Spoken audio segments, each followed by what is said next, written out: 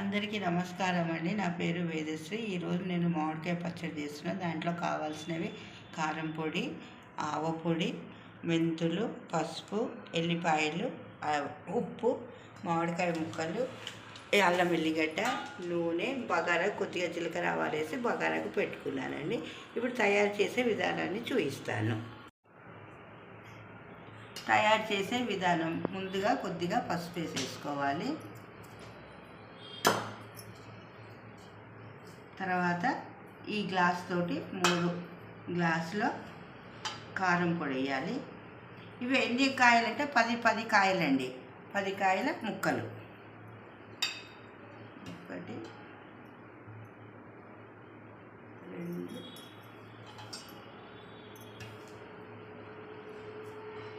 3. నేను ఎందుకంటే 3 వేసాను. మేము కొంచెం కారం ఎక్కువ తింటాం కాబట్టి 3 వేసామండి. మీకు ఒకవేళ కారం తక్కువ అనుకుంటే 2 గ్లాసులు వేయండి.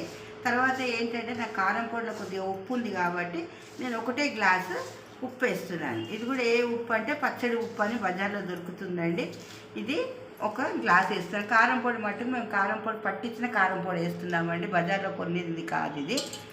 1 గ్లాసుడు ఉప్పు వేసాను. సరిపోకపోతే మళ్ళీ 3వ రోజు కలిపినప్పుడు అప్పుడు కొద్దిగా వేస్తాను. ఇప్పుడు ఏం చేస్తున్నాను, మళ్ళీ ఎల్లిపాయ ముక్కలు వేసాను ఇందులో.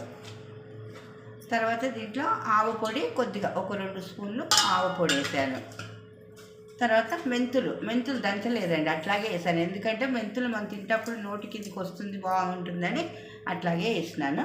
తర్వాత అల్లం వెల్లిగడ్డ ఎంత తీసుకున్నానంటే 1/4 కిలో తీసుకున్నానండి. అల్లం 1/4 కిలో, ఎల్లిగడ్డ 1/4 కిలో. కానీ నేను ఏంటంటే దీంట్లో కొద్దిగా తక్కువ చేసి వేస్తున్నాను. ఇంత అయితే కరెక్ట్గా సరిపోతుంది. ఇప్పుడు మనం ఏం చేయాలంటే ఇంకా దీన్ని చక్కగా కలుపుకోవాలి. ఈ నూనెలో కాగబెట్టిన నూనె చల్లారింది కదా, దాంట్లో మొత్తం ఇదన్నీ వేసేసి చక్కగా కలిపేసేసుకోవాలి ఇట్లా. ఇప్పుడు కలిపేసిన తర్వాత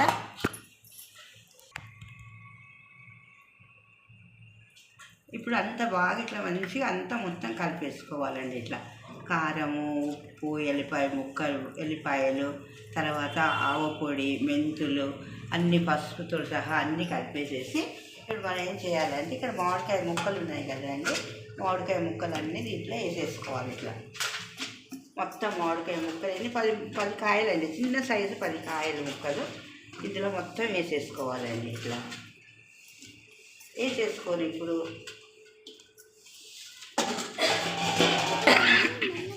వేసేసుకొని చక్కగా ఇట్లా కలిపేసేసుకోవాలండి. మొత్తం ఈ విధంగా ఇది కలిపేసి